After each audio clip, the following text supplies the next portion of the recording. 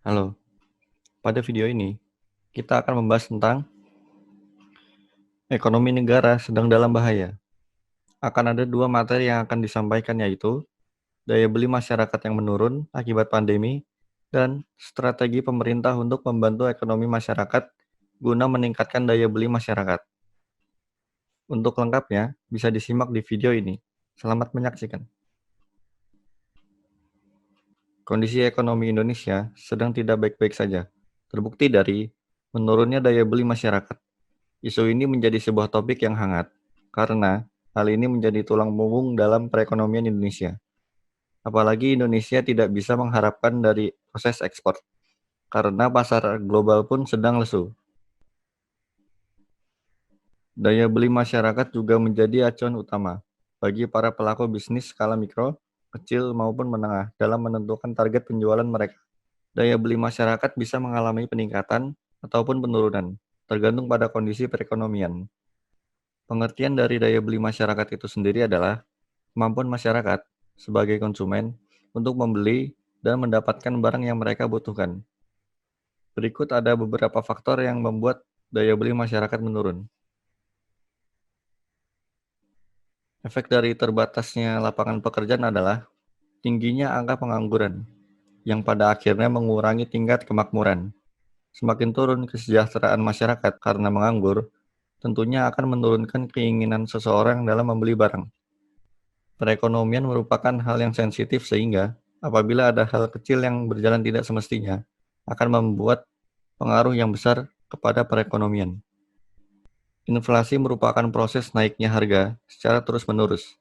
Jadi, inflasi ini juga bisa dikatakan suatu proses turunnya nilai mata uang yang secara berkesinambungan. Inflasi menjadi suatu permasalahan yang cukup pelik, yang dirasakan di berbagai macam negara.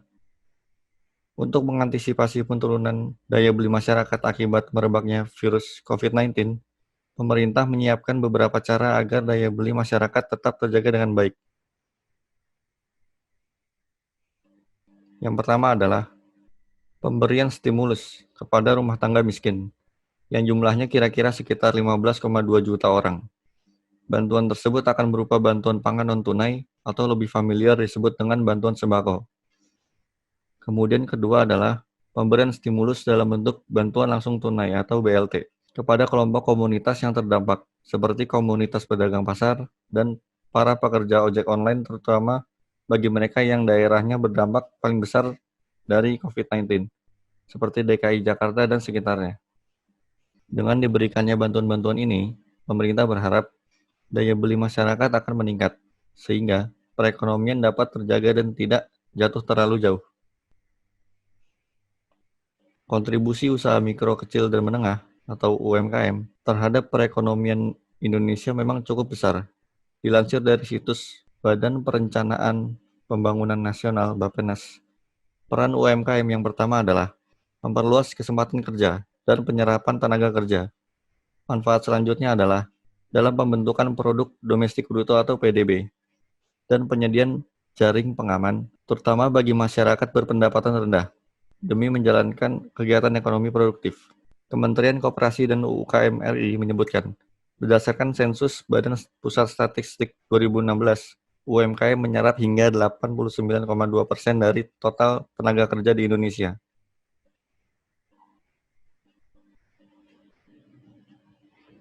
Selain itu, UMKM menyediakan hingga 99% dari total lapangan pekerjaan yang ada di Indonesia. UMKM juga berkontribusi kepada negara dengan menyumbang sebesar 60,34% dari total GDP, Gross Domestic Product, nasional, lalu 14,17% dari total ekspor, dan 58,18% dari total investasi. Oleh karena itu, UMKM perlu didukung semua pihak, baik pemerintah maupun masyarakat Indonesia. Untungnya, saat ini produk lokal hasil UMKM makin digemari kaum milenial di tanah air. Salah satu sebabnya karena produk yang dihasilkan ternyata memang berkualitas. Sebagai contoh, kopi lokal. Produk ini digemari para milenial saat ini karena adanya inovasi dalam menyuguhkan kopi dengan cara, rasa, dan kombinasi yang berbeda dari cara yang lain. misalkan dengan ditambahnya topping boba. Cara itu ternyata berhasil menarik minat milenial. Tak hanya kopi, produk fashion lokal kini juga kian digemari milenial. Hal ini bisa dilihat saat ajang Bekasi Clothing Expo, Jacklot. Banyak anak muda mengunjungi area booth clothing brand lokal yang menjual ragam jenis fashion seperti baju, jeans, kemeja, dan topi. Kini, belanja produk UMKM lokal pun makin mudah.